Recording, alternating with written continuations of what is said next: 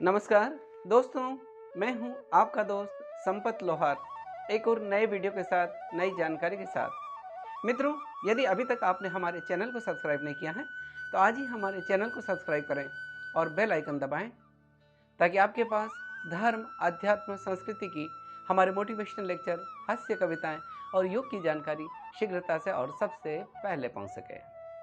मित्रों, आज धर्म, अध्यात्म और संस्कृति में हम चर्चा करेंगे जीवन के अंतिम सत्य के बारे में, जिसका सामना हर जीवात्मा को करना पड़ता है। आपको, हम सबको जिसका सामना करना है, और वो है मौत। आखिर मौत का स्वरूप क्या है? जब प्राणी या जीवात्मा की मौत आती है, उस समय वो क्या अनुभव करता है और किसकी मौत किस तरह से होती है, ये कुछ जानकारी है जो हम आपके बीच में साझा करने वाले हैं, जो हमारी सामाजिक मान्यताओं पर आधारित है, जो हमारी आस्था पर आधारित है और जिसका संदर्भ गरुड़ पुराण में मिलता है। मित्रों, हम जानते हैं कि हर व्यक्ति काल के वश में रहता है। हर व्यक्ति की मृत्यु निश्चित होती है, और जैसे ही किसी प्राणी का जन्म होता है, उसके साथ में ही उसकी मृत्यु का समय और स्थान भी तय हो जाता है।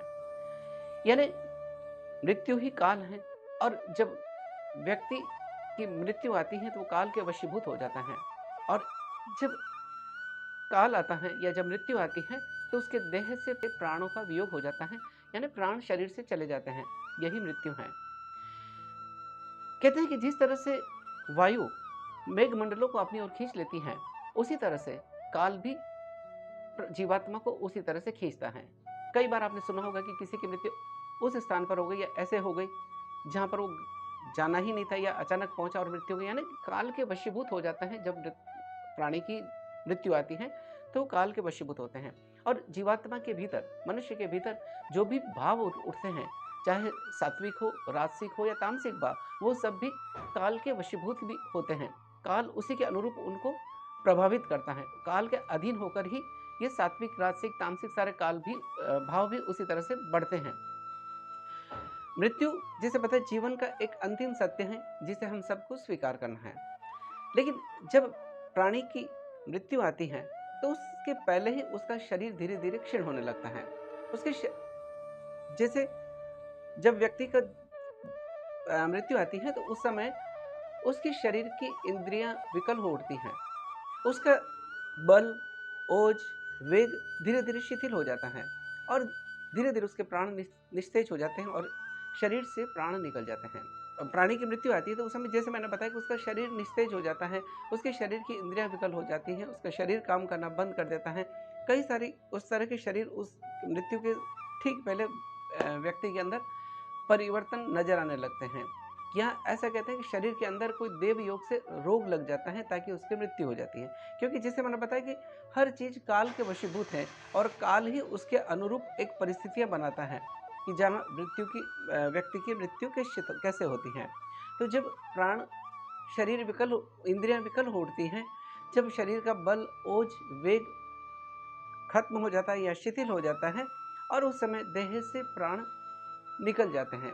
लेकिन जब प्राण देह से निकलने लगते हैं, उससे उसी समय जब प्राण है उसके कंठ तक आ जाते हैं ऊपर, और यमराज के दो दूत, यमदूत आते हैं और उन प्राणों को अपनी ओर बलात् खींचने लगते हैं।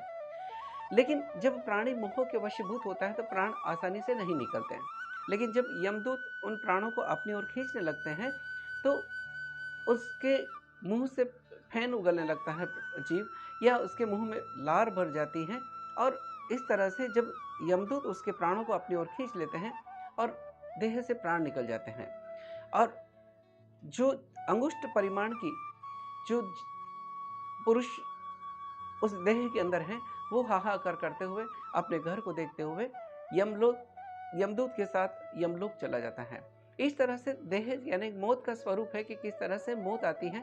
लेकिन जैसा हम हमारे शास्त्रों में भी कहा है, ये मान्यता है कि जिसके कर्म अच्छे होते हैं, उसकी मौत भी अच्छी होती है, यानी उसको कष्ट नहीं होता।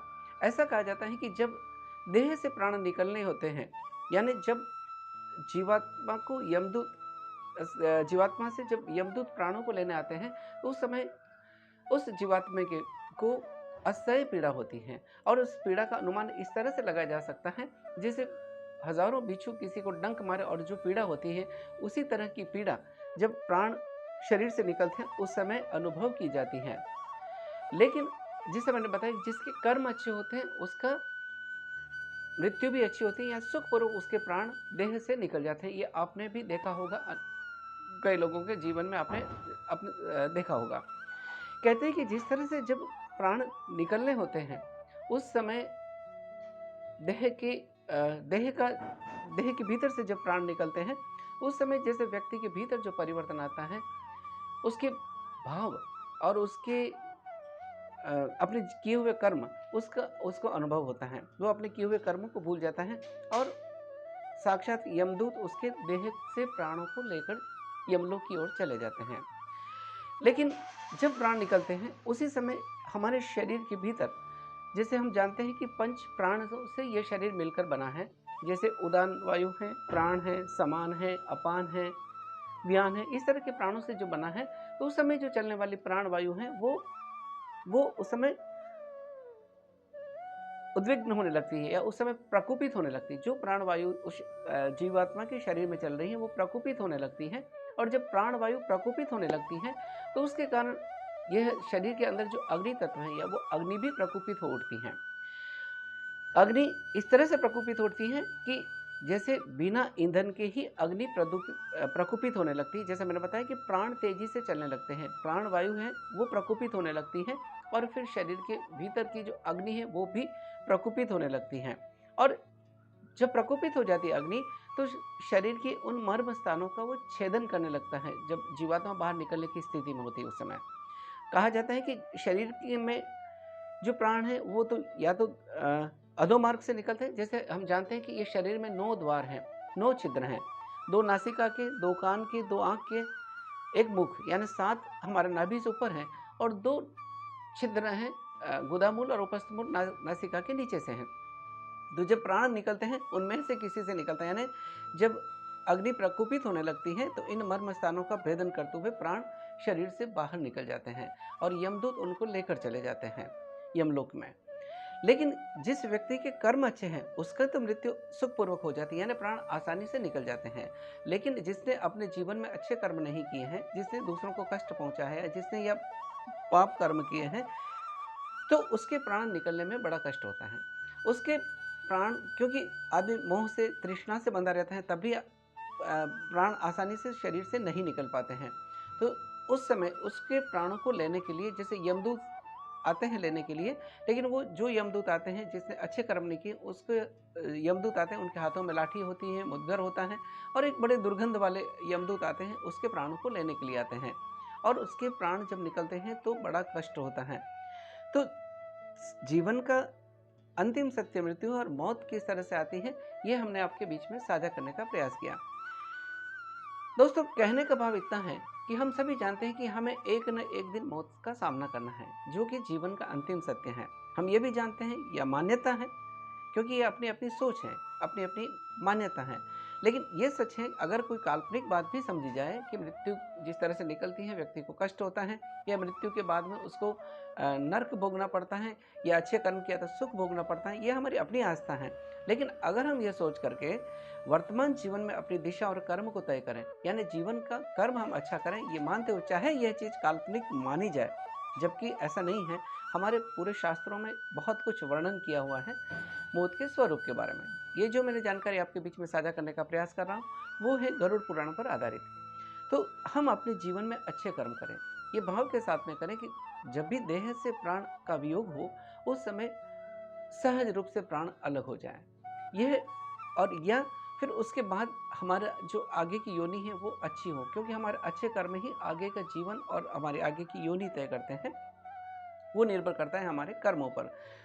तो हम अपने जीवन में अच्छे कर्म करें, अच्छे विचारों के साथ, अच्छे भावों के साथ में रहें, तभी हमारा जीवन सार्थक है। मित्रों, ये जानकारी तो है मौत के स्वरूप के बारे में। हम आपके बीच में और भी इसी तरह की जानकारी साझा करने वाले हैं कि आदमी की देह से जब प्राण निकल जाते हैं, या जीवात्मा से देह से जब प्राण निकल जाते हैं, तो क्या वापस वो अपने घर में आते हैं, या आते हैं तो फिर कितने दिन हमारे घर में रहते हैं, या फिर उसके बाद में फिर वापस चले जाते हैं। आखिर हमारी जो हिंदू परंपराओं में जो भी 13वीं का या 13 दिन तक का जो क्रिया करने का नियम है, उसके पीछे का विज्ञान क्या है, ये हम आपको आगामी वीडियो में धीरे-धीरे आपके बीच में साझा करने वाले हैं। तो आप हमारे चैनल से जुड़े रहें, हमारे जो धर्म है, हमारी जो संस्कृति है, हमारा जो आध्यात्मिक ज्ञान है, उसको हम अपने आप में विकसित करने का प्रयास करें और भारत को विश्व गुरु बनाएँ। दोस्तों, अगर आपको ये जानकारी अच्छी लगी है, तो हमारे इस वीडियो को लाइक करें, शेयर करें, कमेंट करें।